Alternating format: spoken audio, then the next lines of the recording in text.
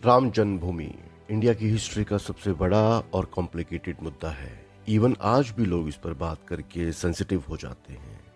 इस एक टॉपिक की वजह से अयोध्या ही नहीं बल्कि पूरे इंडिया में दंगे हुए और हजारों लोगों की जान गई। ये एक ऐसा केस है जहां भगवान राम खुद अपना केस लड़ते हैं। प्रॉपर उनकी फाइल बनती है सुप्रीम कोर्ट के अंदर।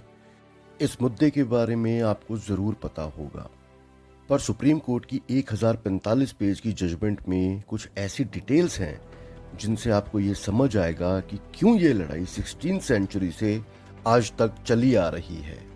आज की कहानी में आप जितनी भी बातें सुनेंगे वो सारी की सारी सुप्रीम कोर्ट की 1045 पेज की जजमेंट, न्यूज़, गवर्नमेंट रिपोर्ट और एएसआई की रिपोर्ट से अंदर ही होंगी। इस कहानी को सुनाने का सिर्फ एक ही रीजन है कि हम लोग अपने सारे बायसेस को साइड में रख के एक बार फैक्ट्स के ऊपर बात करके जरा सोचें कि एक्चुअल में हुआ क्या था। हेलो एवरीवन, मेरा नाम है कपिल और मैं कहानियां सुनाता हूँ। राम मंदिर का जो टोटल एरिया है वो है 67.7 एकर्स, लेकिन इसके अंडर जो डिस्प्यूटेड लैंड है वो है 2.77 एकर्स। लेकिन जो एक्चुअल डिस्प्यूटेड एरिया है वो है 0.313 एकड़। 500 बीसी का टाइम था। सरयू नदी के किनारे बसा अयोध्या। हिंदू पौराणिक बुक्स जैसे रामायण, भविष्य पुराण, लोमेश रामायण की स्क्रिप्ट्स की अगर डिटेल को जोड़ें तो अयोध्या जो है वो किंगडम ऑफ कोसला की कैपिटल था, जो भगवान राम के बेटे महाराज कुश वहां पर राज करते थे और उन्होंने ही अपने पिता श्री राम की जन्मभूमि पर मंदिर बनवाया। और इसी तरह पीढ़ी दर पीढ़ी 44 इनकी पीढ़ियां थी जिन्होंने इस एरिया पर राज किया, और जो आखिरी राजा थे वो थे बृहदबला।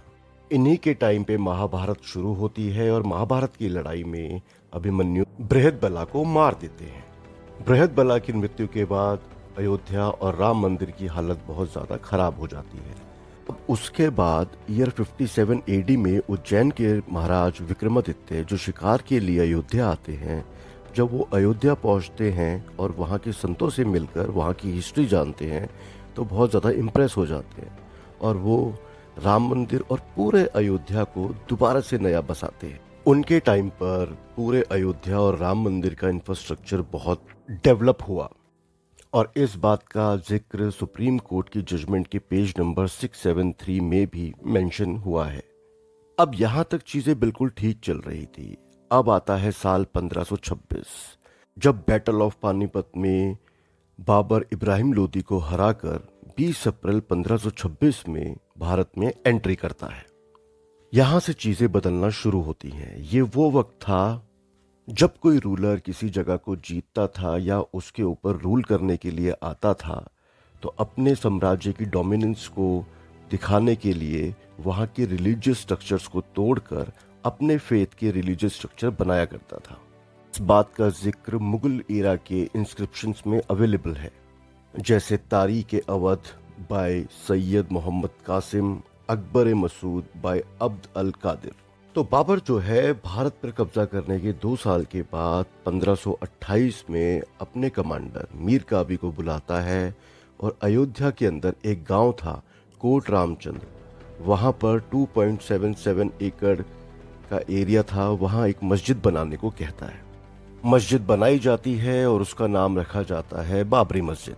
जब ये मस्जिद बन रही थी तो आस पास के गांव के लोगों ने दबी आवाज में ही सही लेकिन अपनी नाराजगी जताई थी कि ये रामलला की जन्मभूमि है। लेकिन उस समय कुछ ऐसा हुआ नहीं। उस पीढ़ी दर पीढ़ी इंडिया पर राज कर रहे थे, लेकिन साल 1857 आते आते मुगल एरा ऑलमोस्ट खत्म होने की कगार पर आ गया था। पर उस टाइम पे कुछ एक ऐसी चीज हुई थी जो इस केस के लिए बहुत इंपॉर्टेंट थी। 7 अंग्रेज जो इंडिया के अंदर नॉर्दर्न और वेस्टर्न पार्ट्स में ट्रेवल करने आए थे, जो अपने ट्रेवल नोट्स बनाते थे और उन ट्रेवल नोट्स में वो अयोध्या के बारे में लिखा करते थे, राम मंदिर और कैसे वहाँ के लोग पूजा करते थे, इन सारी चीज़ों के बारे में उन्होंने अपने नोट्स में लिखा था। विलियम पोस्टर ने अपनी book early travels in India में इस बात का जिक्र किया है। सुप्रीम कोर्ट के जजमेंट के पेज नंबर 663 में भी आपको इस बारे में लिखा हुआ मिलेगा कि कैसे 7 ट्रेवलर्स 1583 से 1619 तक बाहर से हिंदुस्तान में घूमने आए और उन्होंने राम मंदिर और अयोध्या का जिक्र अपने बुक्स और ट्रैवल नोट्स में किया। इन नोट्स में दो ट्रैवलर्स के जो नोट्स थे वो काफ़ी इम्पोर्टेंट थे, जिनमें पहले थे जोसेफ टाइफन हेलर और विलियम फिंच। यहाँ तक कि फिंच ने एक मैप बनाया था जो कि आगे जाकर के सुप्रीम कोर्ट के जजमेंट में काफ़ी बड़ा रोल अदा करता है। अब 1857 के आसपास मुगल्स वीक हो रहे थे, ब्रिटिशर्स का टाइम शुरू हो चुका था। इसी दौरान सवाई जयसिंह थे, उनका भी काफ़ी लगाव था राम मंदिर से और वो काफ़ी परेशान थे राम मंदिर को लेके। इसीलिए उन्होंने मंदिर के बाहर कुछ एरिया खरीदा और वहां पर राम चबूतरा बनवा दिया, ताकि लोग अंदर तो नहीं जा सकते, कम से कम बाहर तो पूजा कर लें। हिंदू जो थे वो चबूतरे के ऊपर पूजा करते थे मॉस्क के सेंट्रल डोम की तरफ चेहरा करके। तो अब हो क्या रहा था, एक जगह भगवान राम की पूजा हो रही थी और बिल्कुल सामने नमाज भी पढ़ी जा रही थी। जब मुगल दौर खत्म हो रहा था और ब्रिटिशर्स का राज शुरू हो रहा था, जो वहाँ के लोकल लोग थे वो ये कहने लगे कि ये जो मस्जिद है ये हमारे राम जन्मभूमि के ऊपर बना हुआ है, और इस बात को लेकर के वो ब्रिटिशर्स के पास जाने लगे। तो साल 1838 में ब्रिटिशर्स ने अपने एक एडमिनिस्ट्रेटर रॉबर्ट एम मार्टिन को अपॉइंट किया और ये कहा कि आप सर्वे करो और ये पता लगाओ कि यहाँ पर पहले क्या था और उसकी एक रिपोर्ट सबमिट करो, ताकि ये पता चल सके कि यहाँ पर था क्या। तो मार्टिन जो है वो 3 पार्ट में अपने सर्वे की रिपोर्ट सबमिट कराते हैं। मार्टिन ने बताया जो ये डिस्प्यूटेड लैंड है जिसके लिए हिंदू और मुस्लिम लड़ रहे हैं, वहाँ पर एक मंदिर था, लेकिन मंदिर को तोड़कर बनाया गया है या प्लेन लैंड पर बनाया गया है, इसके बारे में पता नहीं किया जा सकता। जो एग्जैक्ट लैंग्वेज मार्टिन ने यूज करी उसे हम सुप्रीम कोर्ट के जजमेंट के पेज नंबर 669 से 671 के बीच में पढ़ सकते हैं। अब ये रिपोर्ट आने के बाद लोकल लोगों ने अपनी आवाज़ ज़्यादा उठानी शुरू करी। उनका कहना था कि ये रामलला की जन्मभूमि है और उसके ऊपर मस्जिद बनाई गई है। साल आता है 1853। राम जन्मभूमि से थोड़ी दूरी पर है हनुमानगढ़ी, जिसे बैरागी संत संभालते थे, जो निर्मोही अखाड़ा से थे। मार्टिन की रिपोर्ट के बाद उस एरिया में तनाव तो था ही, उसके कुछ समय बाद ही हनुमानगढ़ी के कुछ संत हैं जो ये कहते हैं कि ये मस्जिद राम जन्मभूमि पर बना हुआ है। वो मस्जिद वाले एरिया पर अपना कब्जा लेने चले जाते हैं, जिसकी वजह से लड़ाई हो जाती है, और ये पहली लड़ाई थी जो रजिस्टर्ड है। इसकी वजह से हिंदू मुस्लिम टेंशन बढ़ जाती है और आने वाले 2 साल तक दंगे चलते हैं। अब इसके बाद 1853 में एक सुन्नी क्लरिक होते हैं शाह गुलाम हुसैन, जो कहते हैं हनुमानगढ़ी एक मस्जिद को तोड़कर बनाई गई है। वो 500 मुस्लिम फॉलोअर्स को इकट्ठा करते हैं और हनुमानगढ़ी पर हमला कर देते हैं, लेकिन वहाँ 8000 बैरागी संत पहले से ही पहुँचे हुए थे। काफ़ी लड़ाई होती है और मुस्लिम पक्ष को काफ़ी नुकसान होता है। 75 मुस्लिमों की जान चली जाती है। इसके बारे में सर्वपल्ली गोपाल की बुक एनाटॉमी ऑफ कन्फर्टेशन में मेंशन है और सुप्रीम कोर्ट के जजमेंट के पेज नंबर 675 में मेंशन है। अब इन दंगों की वजह से ब्रिटिशर्स काफ़ी परेशान हो गए थे। उन्होंने ये किया कि जो ये डिस्प्यूट लैंड है उसको हिंदू मुस्लिम्स में बांट दिया। उनको लगा कि इस चीज़ से चीज़ें ठीक हो जाएंगी, पर ऐसा होता नहीं है। 1857 में ब्रिटिशर्स एक 6 से 7 फीट की दीवार बना देते हैं। अब जो आउटर पोर्शन है वहाँ हिंदू लोग पूजा करते हैं और जो इनर पोर्शन है उसमें मुस्लिम लोग नमाज पढ़ते हैं। इस फैसले से हिंदू भी खुश नहीं थे और ना ही मुसलमान, पर उस वक्त दोनों को ब्रिटिशर्स की बात माननी पड़ी। तारीख आती है 28 नवंबर 1858। पंजाब के रहने वाले महंत सिंह फकीर अपने साथ 25 और निहंग सिख को लेकर डिस्प्यूट लैंड यानी राम जन्मभूमि पर पहुंचते हैं और वहां पहुंचकर मस्जिद में हवन और पूजा करने लगते हैं। और 25 निहंग सिख मस्जिद को घेर लेते हैं और मस्जिद पर कोयले से राम लिख देते हैं। राम चबूतरे की हाइट बढ़ा देते हैं। अब ये बात मस्जिद के मुयज्जिम सैयद मोहम्मद खातिब उस जगह के थानेदार शीतल दुबे को बताते हैं। कंप्लेंट की कॉपी अवेलेबल है। जो अथॉरिटीज़ है वहाँ आती हैं और निहंग सिख्स को वहाँ से बाहर निकालती हैं, बीच बचाव करती हैं। पर ये जो विवाद है ये रुकने का नाम ही नहीं ले रहा था। समय अजान होती थी, उसी समय बाहर शंख बजता था, जिससे टेंशन बढ़ती ही जा रही थी और आए दिन कंप्लेंट्स होती ही जा रही थी। अब आता है साल 1877, जहाँ पर हिंदू पक्ष ये कहता है कि जो आउटर पोर्शन है वो हमारा है, सिंह द्वार खोल दिया जाए ताकि आने जाने में दिक्कत ना हो। अथॉरिटीज हिंदू पक्ष की बात मान लेती हैं और सिंह द्वार खुल जाता है, जिससे कि अब इस डिस्प्यूटेड लैंड की 2 गेट हो जाते हैं। इस बात की 6 साल तक चीजें बिल्कुल नॉर्मल रही। अब आता है साल 1883। रामचबूतरे के महंत रघुवर दास अथॉरिटी से परमिशन मांगते हैं और कहते हैं कि मैं राम चबूतरा का महंत हूँ और मैं यहाँ इतने समय से पूजा कर रहा हूँ, मुझे यहाँ 17/21 का मंदिर बनाने की परमिशन दी जाए। लेकिन 19 जनवरी 1885 को वहाँ के डिप्टी कमिश्नर जो थे वो इस पर भी रोक लगा देते हैं। उनको लगता है कि इस चीज़ से भी दंगे भड़क सकते हैं। तो महंत कहते हैं ये जो आउटर एरिया है ये हमारा है, ये आपने हमें दे दिया है, इस पर कुछ भी करने से कैसे दंगे होंगे। परमिशन ना मिलने से गुस्सा होकर 5 दिन बाद 27 जनवरी 1885 को महंत रघुवर दास कोर्ट में एक केस कर देते हैं। लेकिन 18 मार्च 1886 को डिस्ट्रिक्ट जज ने इस केस को डिसमिस कर दिया, ये कहते हुए कि चीज़ें जैसी हैं वैसी ही रहने दें, नहीं तो तनाव का माहौल ज़्यादा बढ़ सकता है और अशांति हो सकती है माहौल के अंदर। लेकिन इसके बाद फिर से वो 1 नवंबर को दोबारा अपील करते हैं, लेकिन इस बार कोर्ट ये कहता है कि आप वहाँ पूजा करते हैं लेकिन आपका वहाँ पर ओनरशिप नहीं है, आप वहाँ के मालिक नहीं है जिससे कि आप वहाँ पर कुछ बना सकें या कंस्ट्रक्शन कर सकें। अब एक तरफ ये सारी छोटी छोटी चीज़ें चल रही थी। अब डेट आती है 27 मार्च 1934। इस पर्टिकुलर टाइम में एक गाय की हत्या कर दी जाती है अयोध्या के शाहजहांपुर में। बहुत ज़्यादा दंगे होते हैं, इसमें लोग इतना गुस्सा हो जाते हैं कि वो मस्जिद पर अटैक कर देते हैं। इस इंसिडेंट के बाद मुस्लिम जो थे वो खुद भी सिक्योर फील नहीं कर रहे थे और साथ ही में वो ये भी कह रहे थे कि वहीं पूजा हो रही है और हम लोग वहीं नमाज पढ़ रहे हैं, तो ये शरीयत के हिसाब से भी ठीक नहीं है। मुस्लिम समाज ने वहाँ नमाज पढ़ना अवॉइड करना शुरू कर दिया, लेकिन आउटर पार्ट जो था वहाँ पूजा भजन सारी चीज़ें वैसी ही होती रही जैसे हमेशा से होती आ रही थी। अब साल आता है 1947, जब हमारा देश आज़ाद हो जाता है और उसके 2 साल बाद दिसंबर 1949 में अखिल भारतीय रामायण महासभा आउटर एरिया जो हिंदुओं का था वहाँ 9 दिन का रामचरितमानस का पाठ रखती है। और जब ये पाठ खत्म होने वाला होता है तब 22 दिसंबर की रात को मस्जिद के अंदर रामलला की मूर्ति रख देती है और अगले दिन सुबह 23 दिसंबर 1949 को बहुत सारे हिंदुओं की लाइन लग जाती है और वो लोग कहते हैं कि रामलला प्रकट हुए हैं। लेकिन जब मुस्लिम ये सब देखते हैं तो 29 दिसंबर 1949 को सुन्नी सेंट्रल वक्फ बोर्ड एक एफआईआर रजिस्टर करवाता है। मुस्लिमों की तरफ से कोई इंडिविजुअल कंप्लेंट फाइल नहीं होती है।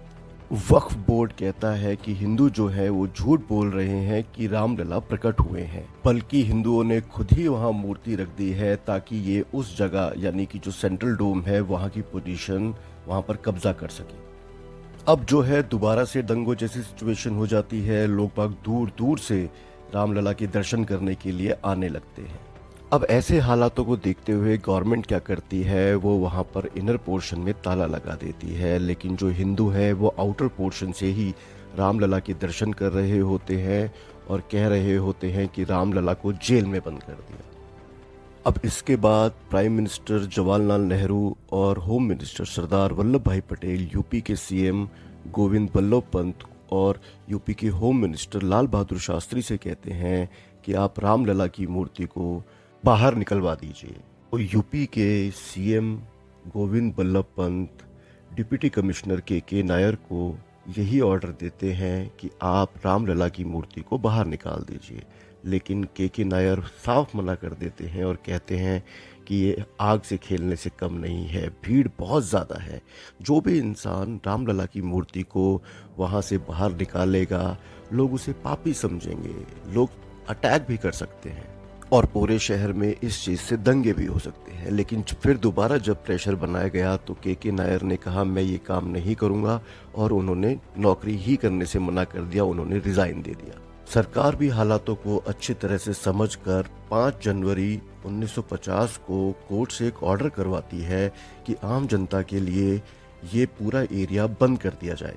इनर और आउटर दोनों एरिया आम जनता के लिए बंद कर दिए थे, लेकिन एक पुजारी ही थे जिनको अंदर जाकर के राम चबूतरे पर पूजा और भोग लगाने के लिए अलाउ किया गया था।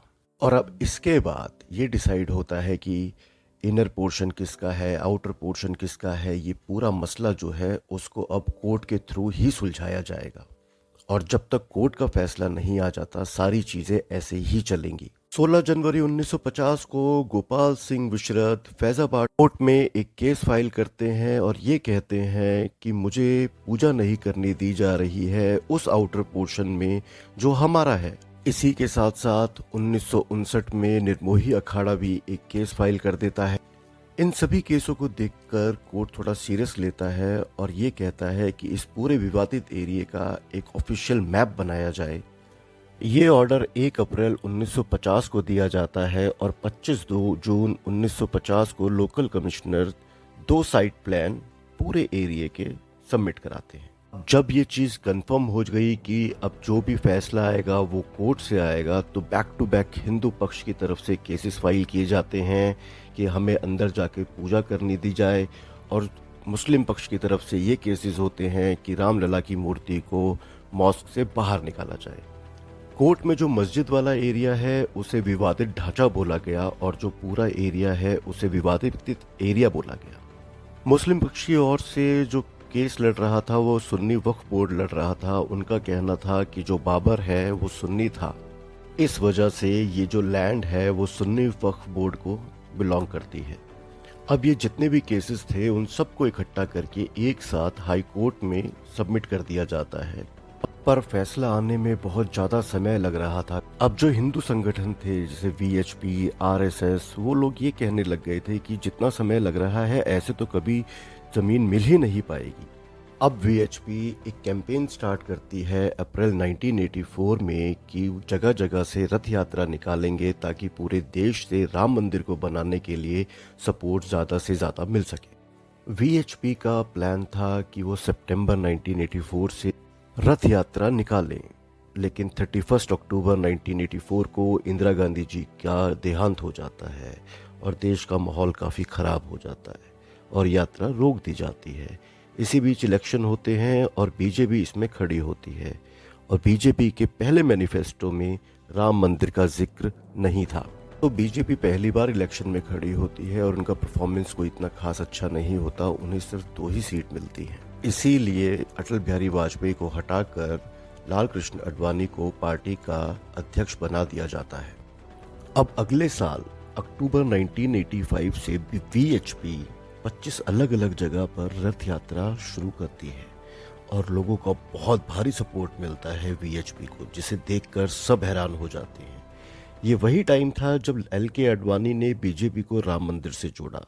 राम मंदिर बनवाने के लिए वीएचपी, बीजेपी, आरएसएस सब एक साथ आगे आ रहे थे और सेम ईयर 1985 में कांग्रेस भी फंस जाती है, जहां शाहबानो केस में राजीव गांधी ने कानून बनाकर सुप्रीम कोर्ट का फैसला पलट दिया था और जैसे ही ये हुआ वैसे ही राजीव गांधी के ऊपर एलिगेशंस लगने लगे कि ये मुस्लिम अपीसमेंट की राजनीति कर रहे हैं। पूरी हिंदू बेल्ट वीएचपी और बीजेपी की तरफ होती नजर आ रही थी। इसके साथ साथ 25 जनवरी 1986 को लॉयर उमेश चंद पांडे ने अपील कर दी कि रामलला की पूजा करने के लिए जो पाबंदी लगी है उसको हटा दिया जाए। इस बात को लेकर लोगों में बहुत हल्ला हुआ और गवर्नमेंट भी प्रेशर में आती नजर आई। जब ये सारी चीज़ें हो रही थी, इसी बीच में हाई कोर्ट के एक जज साहब ने फैसला सुना दिया कि हिंदुओं के लिए रामलला के दर्शन करने के लिए गेट खोल दिए जाएं। अब वैसे तो ये फैसला कोई इतना बड़ा नहीं था, लेकिन जिस तरीके से इसको इम्प्लीमेंट किया गया वो काफी चौंकाने वाला था। राजीव गांधी के ऊपर एलिगेशंस लगने लगे थे कि आने वाले चुनाव में हिंदू बेल्ट को अपनी तरफ करने के लिए उन्होंने ये फैसला करवाया है। हाई कोर्ट का ऑर्डर आने के 40 मिनट बाद ही ताले खोल दिए गए थे, और जो ये ताला खोला गया था, इस पूरे प्रोसेस को लाइव टीवी पे टेलीकास्ट किया गया था और कोर्ट को ये इस बात को बताया गया था कि इसके करने से कोई भी दंगे या कोई भी अशांति नहीं होगी। राजीव गांधी के ऊपर एलिगेशंस लगे कि उन्होंने शाह बानो केस में जो किया उसके डैमेज कंट्रोल के लिए और हिंदू अपीसमेंट राजनीति के लिए काम कराया है।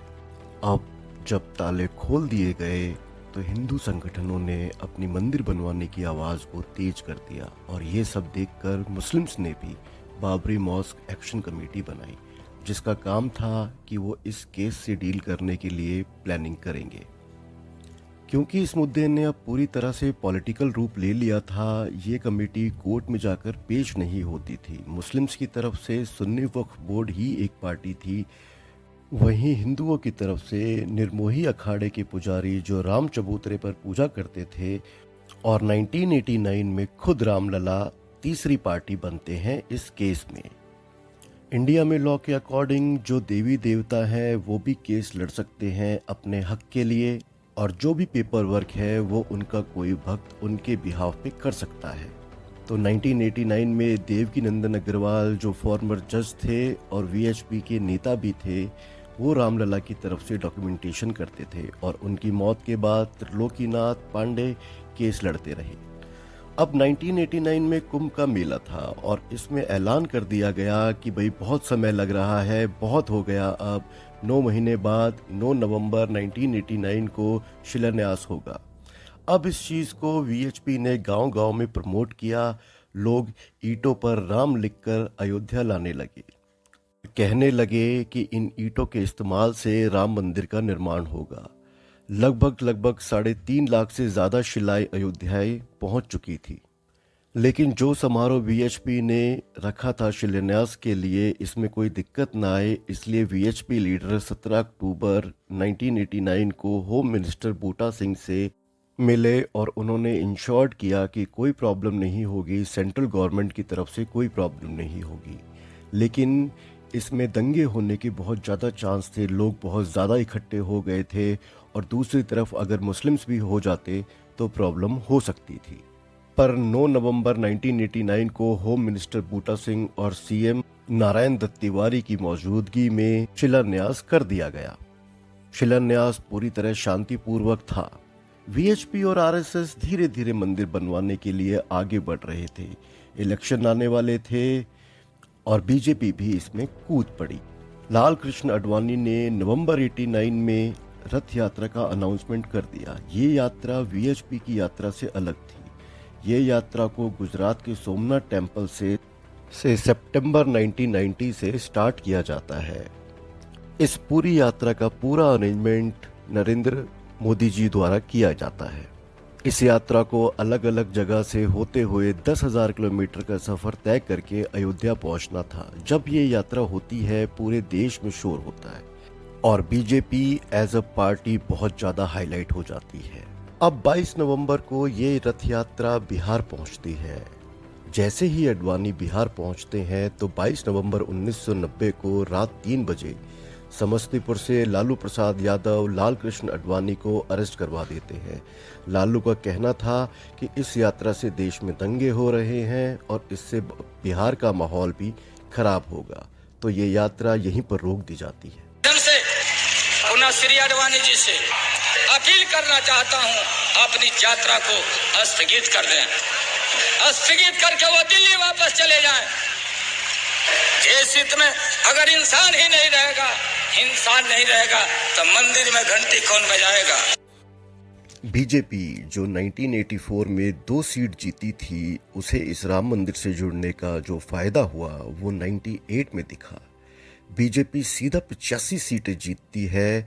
यूपी, राजस्थान, एमपी, हिमाचल प्रदेश में बीजेपी की गवर्नमेंट बनती है। एल के आडवाणी बीजेपी में और देश में बहुत बड़ा नाम बन जाते हैं। मंदिर को बनवाना बीजेपी के मैनिफेस्टो तक में ऐड कर दिया जाता है। अब इस यात्रा को बिहार में रोक तो दिया जाता है, पर इस यात्रा को 30 अक्टूबर 1990 को अयोध्या में पहुंचकर, जहां रामलला विराजमान है, वहां पहुंचकर पूरा होना था। जब लाल कृष्ण आडवाणी की यात्रा बिहार में रुक जाती है तो बाकी के कर सेवक अयोध्या पहुंच जाते हैं। देखिए, जो कर सेवक होते हैं वो कर सेवा करते हैं, जो बिना किसी स्वार्थ के अपने धर्म की सेवा करते हैं। कार सेवक कहते हैं कि चाहे यात्रा बिहार में रोक दी गई हो, वो अयोध्या जाएंगे और कर सेवा करेंगे। इस पर मुलायम सिंह जी ने कहा कि जो विवादित एरिया के वहाँ परिंदा भी पर नहीं मार सकता, कोई आएगा तो अच्छा नहीं होगा। अब इस बात को कर सेवकों ने चैलेंज की तरह लिया और 30 अक्टूबर को जो विवादित एरिया था वहाँ पहुँचने की कोशिश करने लगे। वहाँ रास्ते में उन्हें पुलिस ने रोक दिया। उन कार सेवकों में एक साधु था जो पहले ड्राइवर था। वो साइड में खड़ी एक बस लेकर उसमें कार सेवकों को भर के विवादित एरिया के वहाँ पहुँच जाता है और एक भगवा झंडा बाबरी मस्जिद पर लगाने की कोशिश करता है, पर मुलायम सिंह ने ऑर्डर दे दिया और पुलिस ने फायरिंग कर दी और इसमें 30 से ज़्यादा कार सेवकों की जान चली गई थी। अब इन सब के बीच में एक बड़ा इंटरेस्टिंग सा इंसिडेंट हुआ है। एक बंदर भगवा रंग का झंडा लेकर मेन गुंबद के ऊपर चढ़ गया, तो कार सेवकों ने उसे हनुमान जी का रूप माना। अब इसके बाद आता है साल 1991। बीजेपी काफ़ी स्ट्रांग हो गई थी और यूपी में बीजेपी जीत गई थी।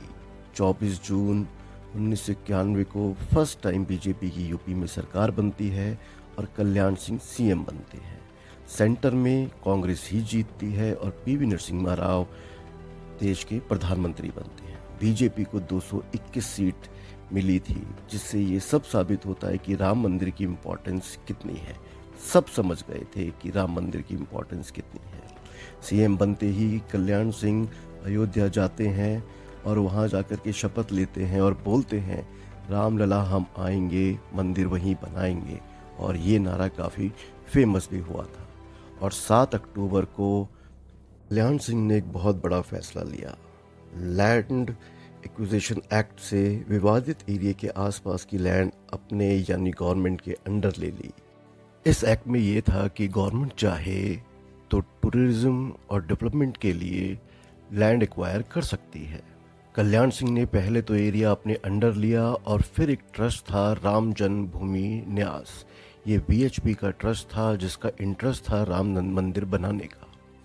इस ट्रस्ट को भी 1 रुपए की लीज पर ये ज़मीन दे दी जाती है और ये कहा जाता है कि इस पूरे एरिया में राम कथा पार्क बनाया जाएगा टूरिज्म और डेवलपमेंट के लिए। पर इसके तुरंत बाद मुस्लिम ग्रुप जो थे वो कोर्ट पहुंच जाते हैं और कहते हैं ये लोग मनमानी कर रहे हैं और ये अनकॉन्स्टिट्यूशनल है। तो इस बात पर हाई कोर्ट इस फैसले पर स्टे लगा देती है और जो ये ज़मीन ट्रस्ट को दी गई थी उस ज़मीन पर होल्ड लग जाता है। और एक चीज़ और करती है कि इस लैंड पर कोई कंस्ट्रक्शन अलाउड नहीं होगी, क्योंकि दोनों ग्रुप ही अलग अलग तरह से ट्रिक्स खेल रहे हैं पोजीशन लेने के लिए। अब साल आता है 1992। जनवरी में विवादित एरिया के आसपास बैरियर लगे हुए थे, तो उन बैरियर्स को हटा दिया जाता है। इससे पहले उस एरिया में किसी का आना जाना इतना आसान नहीं था, तो वहाँ आना जाना अब काफ़ी आसान हो गया था। अब 24 मार्च 1992 को कल्याण सिंह यूपी के सीएम बिना डरे एक पब्लिक स्टेटमेंट देते हैं कि चाहे गवर्नमेंट रहे ना रहे, मंदिर बनना चाहिए। हिंदू हमेशा से यही चाहते थे कि हम लोग वहाँ पूजा कर पाए, लेकिन कोर्ट का ऑर्डर था कि वहाँ कोई कंस्ट्रक्शन नहीं कर सकता है। और पहली बार 7 जुलाई 1992 को वीएचपी ने इनडायरेक्टली ही सही लेकिन पब्लिक में ये बात पहुंचाई कि कंस्ट्रक्शन नहीं किया जा सकता, तो विवादित ढांचा गिराया तो जा सकता है। उस पर तो कोर्ट ने कुछ नहीं कहा। इस बात से पूरे हिंदुस्तान में टेंशन थी कि क्या ही हो जाएगा। 24 सितंबर 1992 को वीएचपी ने कहा, बस अब बहुत हो गया, ऐसे ही नहीं चलता रहेगा। गवर्नमेंट से उन्होंने कहा कि आपके पास 3 महीने का टाइम है, आप कुछ भी करके हमें कंस्ट्रक्शन करने दें, नहीं तो अब हम आगे वेट नहीं करेंगे और अपने नेक्स्ट स्टेप के लिए जाएंगे। अब 3 महीने भी निकल जाते हैं, गवर्नमेंट कुछ नहीं करती, सारे नेगोशिएशंस फेल हो जाते हैं। तो 30 अक्टूबर को धर्म संसद की मीटिंग होती है दिल्ली में और ये फैसला लिया जाता है कि कर सेवा करी जाएगी अयोध्या में 6 दिसंबर 1992 को। अब कार सेवा का मतलब ये था कि राम चबूतरे से थोड़ी दूरी पर एक एक मुट्ठी मिट्टी ली जाएगी और भजन पूजा होगी। पर कई लोगों को ये डर था कि ये विवादित ढांचे को गिराने की साजिश हो रही है। देश में टेंशन का माहौल था, न जाने क्या ही 6 दिसंबर को हो जाएगा। चलकर कर सेवा को रोकने की भी बात हुई, कई कोशिशें हुई। कल्याण सिंह यूपी के सीएम ने सुप्रीम कोर्ट में एप्लीकेशन दी और यूपी की विधानसभा में ये कहा कि सिर्फ कार सेवा होगी, मस्जिद को कुछ नहीं होगा। और उन्होंने ये बात भी कही कि अगर अब कार सेवा को रोकेंगे तो दंगे और भी बढ़ जाएंगे। सारी चीजें करने के बाद कल्याण सिंह ने राइटिंग में सिक्योरिटीज को बोला कि किसी भी स्थिति में कार सेवकों पे गोली नहीं चलानी है। अब 1 दिसंबर 1992 से ही कर सेवा अयोध्या में इकट्ठा होने लग गए थे। लगभग 1.5 लाख से ज्यादा कार सेवक अयोध्या पहुंच गए थे। पूरी अयोध्या एक छावनी की तरह लग रही थी और 5 दिसंबर को जो भीड़ थी, स्टेज बना दिया गया था जिस पर नेता लोग भाषण दे रहे थे, जिसमें अटल बिहारी वाजपेयी, लाल कृष्ण आडवाणी भी थे। उन्होंने कहा विवादित एरिया में कंस्ट्रक्शन नहीं किया जा सकता, पर वहां बैठने के लिए जमीन को समतल तो किया जा सकता है। बीजेपी, आरएसएस, वीएचपी सबके नेता वहां पहुंचने लग गए थे। कुछ नेता थे जिनके भाषण भड़काऊ लग रहे थे या हो सकते थे, जैसे कि उमा भारती ने अपने बाल कटवा लिए थे ताकि उन्हें कोई पहचान ना सके, और सच में शुरुआत में उन्हें कोई पहचान भी नहीं सका और वो पंडाल में पहुंच गई। अब डेट आती है 6 दिसंबर 1992। एक तरफ स्टेज था जहां नेताओं की भाषण चल रहे थे और कर सेवक भी अपना भजन और पूजा कर रहे थे। पर जैसे ही 11:30 बजते हैं, कुछ कर सेवक विवादित ढांचे की तरफ बढ़ते हैं, पहुंचने लगते हैं और 1:30 बजते बजते ये पता चलता है कि विवादित ढांचे का एक गुंबद गिर चुका है और 3:30 बजे दूसरा और 4:49 पर एक ह्यूमन चेन बनाकर लकड़ी के पोल से विवादित ढांचा गिरा दिया जाता है।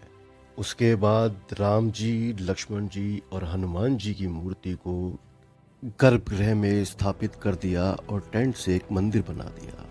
और इसकी थोड़ी देर बाद 6 बजे यूपी के अंदर राष्ट्रपति शासन लगा दिया गया और 6:15 बजे यूपी के सीएम, जिन्होंने ये कहा था कि कुछ नहीं होगा, उन्होंने 6:15 बजे अपना इस्तीफा दे दिया।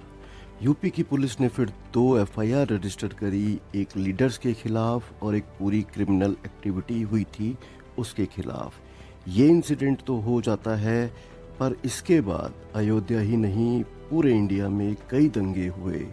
मुंबई, अहमदाबाद, गुजरात, दिल्ली, यूपी, बिहार, 2000 से ज़्यादा लोगों की मौत हुई और प्रॉपर्टी की कैलकुलेशन करना बहुत मुश्किल है। अब ये बात इंडिया से बाहर भी जाती है और पाकिस्तान क्या करता है कि अपने देश में 3 हिंदुओं के मंदिर तोड़ देता है और बांग्लादेश में 11 मंदिर तोड़े जाते हैं। गल्फ कंट्रीज भी इस मुद्दे का काफी विरोध करती हैं और इस मुद्दे को यूएन में ले जाने की बात कहती हैं। इस इंसिडेंट के बाद जो केस चल रहा था राम जन्मभूमि का, उसके साथ साथ एक क्रिमिनल एक्टिविटी का केस भी जुड़ गया। अब इस केस के ऊपर एक कमेटी बनाई जाती है, लिबरल अयोध्या कमीशन। कमीशन अपनी पूरी इंक्वायरी करता है और रिपोर्ट सबमिट करके उसमें कहता है कि ये इंसिडेंट जो है वो स्पॉन्टेनियस नहीं बल्कि पूरा प्लान किया गया था। इसमें कई सारे वीएचपी के नेता, बीजेपी के नेता और कई सारे कर सेवकों के नाम थे। पर 2020 आते आते सीबीआई की स्पेशल कोर्ट ने कहा कि ये प्री प्लान्ड एक्टिविटी नहीं थी और लीडर्स को छोड़ दिया गया। इस इंसिडेंट के बाद आरएसएस और वीएचपी पर बैन भी लगता है। जेपी की जिस स्टेट में गवर्नमेंट थी उन्हें भी वहां पर बैन कर दिया जाता है और आगे चलकर कुछ समय के बाद वो बैन हटाया जाता है। 6 दिसंबर का जो इंसिडेंट हुआ था उसको लेकर पूरे देश में एक माहौल था और अब सेंट्रल गवर्नमेंट हरकत में आती है। 25 जनवरी 1993 को एक एक्ट लाती है, अयोध्या एक्ट 1993। इस एक्ट में गवर्नमेंट जो है वो 67.7 एकड़ एरिया में से जो डिस्प्यूटेड लैंड है 2.77 एकड़ और उसमें से 0.313 एकड़ एरिया को छोड़कर बाकी सारा एरिया अपने अंडर ले लेती है। और जब अपने अंडर लिया तो जो वहाँ की दुकानें, मकानें या जितनी भी वहाँ पर प्रॉपर्टी थी, जहाँ जैसे लैंड एक्विजिशन होता है उसी तरीके से उनको गवर्नमेंट के रेट पे पैसा दिया गया और सारी ज़मीन अपने अंदर ले ली गई। और अब एक बात क्लियर हो गई कि 2.77 एकड़ का जो एरिया है वो उसका फैसला कोर्ट करेगी और वो लैंड उसी को मिलेगा जिसको कोर्ट कहेगी। इस इंसिडेंट के बाद डिस्प्यूटेड एरिया के सारे केसेस जो थे वो बैन कर दिए गए थे, रद्द कर दिए गए थे। लेकिन 2 साल की फाइट के बाद वो सारे के सारे केस रीस्टार्ट हुए। मतलब लोग जहां पहले खड़े थे अब फिर वहीं आकर के खड़े हो गए थे। देखिए, एक चीज कंफर्म थी कि फैसला कोर्ट से ही होना था, ये सब जानते थे। इसलिए 2003 में कोर्ट ने एएसआई की टीम बुलाई और अब साइंटिफिक तरीके से इस मसले को सुलझाने का रास्ता चुनना पड़ा। मार्च 2003 को एएसआई ने अपना सर्वे स्टार्ट किया। पहले जीपीआर सर्वे किया, यानी ग्राउंड पेनिट्रेटिंग रडार। इसमें हर जगह खोदा नहीं जाता है। इसमें पहले इलेक्ट्रोमैग्नेटिक वेव्स जो भेजी जाती हैं उससे पता चलता है कि ज़मीन के नीचे कुछ है या नहीं, और उसके हिसाब से खुदाई होती है। अब जहाँ जहाँ इमेजेस आई थी वहाँ वहाँ खुदाई की गई। 6 महीने तक ट्रांसपेरेंसी के लिए 2 जुडिशियल ऑफिसर्स को रखा था। जितने टाइम सर्वे होता था वो लोग वहीं रहते थे। एक बात और थी कि जीपीआर में कुछ भी आए, गर्भगृह वाला एरिया जहाँ रामलला है उसे नहीं छेड़ना, वहाँ खुदाई नहीं करनी है। इसके बाद एएसआई की रिपोर्ट आती है और उसमें बताया जाता है कि बाबरी मस्जिद के नीचे एक स्ट्रक्चर मिला है, वो इस्लामिक नहीं है। और दूसरी चीज़, ये स्ट्रक्चर से लगता है कि ये कोई प्राचीन मंदिर था। और तीसरी चीज़ ये कही कि बाबरी मस्जिद राम मंदिर को तोड़ के बनाई गई है, हम ये नहीं कह सकते। पर हाँ, एक बात ज़रूर है कि बाबरी मस्जिद समतल जगह पे नहीं बनी है। अब यहाँ ये सब कुछ चल रहा था। वहाँ 5 जुलाई 2005 को लश्कर के 5 आतंकी मंदिर पे अटैक करने का ट्राई करते हैं। टेम्परेरी मंदिर पर अटैक करने के लिए आते हैं। इसमें एक सिविलियन की जान चली जाती है और कई लोग घायल होते हैं, पर सीआरपीएफ ने 5 को मारने में सफलता प्राप्त हो जाती है। अब इसके बाद 2010 में ये सारे प्रूफ देखे जाते हैं और दोनों ग्रुप्स अपने अपनी दलील देते हैं और हाई कोर्ट सारी चीज़ें देखने के बाद अपना फैसला सुनाती है। इसमें कोर्ट कहती है कि हाँ, रामलला का जन्म यहाँ हुआ था और मस्जिद के नीचे कोई इस्लामिक स्ट्रक्चर नहीं है। दूसरी बात, हाई कोर्ट ने 2.77 एकड़ को 3 पार्ट में डिवाइड किया। सेंट्रल पार्ट राम जन्मभूमि न्यास यानी कि राम भगवान को ही दिया गया। राम चबूतरा और सीता रसोई निर्मोही अखाड़े को मिली और तीसरा हिस्सा सुन्नी वक्फ बोर्ड को दिया गया। अब ये जो डिसीजन आया इससे कोई खुश नहीं था और 2011 में ये दोनों ही पक्ष सुप्रीम कोर्ट चले जाते हैं। पहले 6 साल तो सुप्रीम कोर्ट में सुनवाई ही नहीं होती, पर 2017 में सुप्रीम कोर्ट में सुनवाई स्टार्ट होती है, जिसको 5 जज की बेंच सुनती है। सबसे पहली बात, सुप्रीम कोर्ट हाई कोर्ट के ऑर्डर को सही नहीं मानती और उसके ऊपर स्टे लगा देती है। और फिर सारी चीज़ सुनने के बाद सुप्रीम कोर्ट अपना फैसला सुनाती है। सुप्रीम कोर्ट का फैसला 4 चीज़ों पर बेस्ड था। पहला, एएसआई की रिपोर्ट जिसमें मस्जिद के नीचे इस्लामिक स्ट्रक्चर ना होने की बात थी। दूसरी, इंग्लिश ट्रेवलर्स की वो नोट्स जो मैंने आपको पहले बताया था, वो एक रिटन प्रूफ की तरह यूज में आई। तीसरा पॉइंट, ऑब्जर्व पोजीशन। हिंदुओं ने चाहे जो भी हो, जगह जैसी भी थी, पूजा करनी कभी नहीं छोड़ी। कोर्ट के अंदर पोजीशन ही किंग होता है। मिट्टी भी पड़ी थी तो भी पुजारियों ने उस पर भी पूजा की थी, पूजा रोकी नहीं।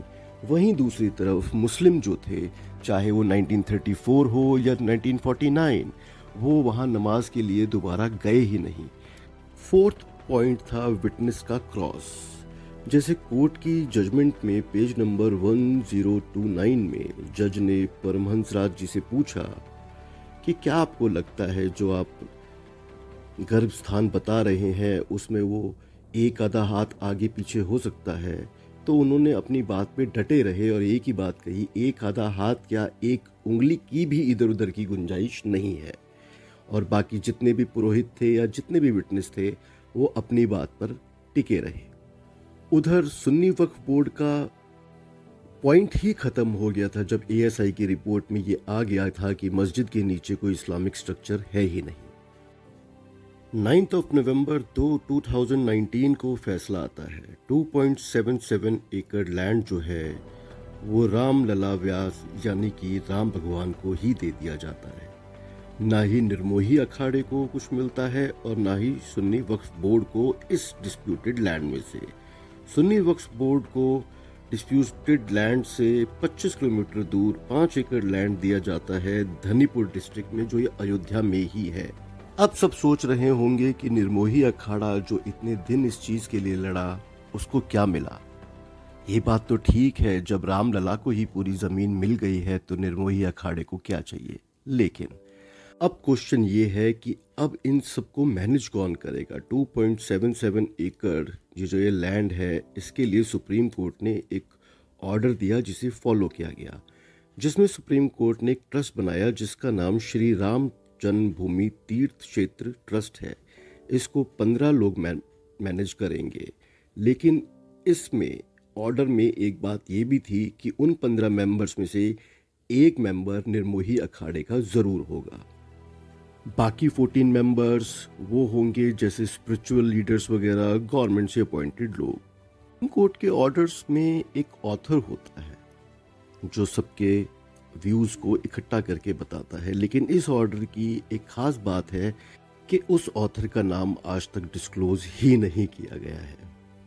तो दोस्तों, अब राम मंदिर बन चुका है, जाइए दर्शन कीजिए। आज की स्टोरी में आपको पूरी डिटेल से बताया गया है कि राम मंदिर का इशू कहाँ से स्टार्ट हुआ, किन मोड़ों से निकला और आज हमारे पास राम मंदिर है।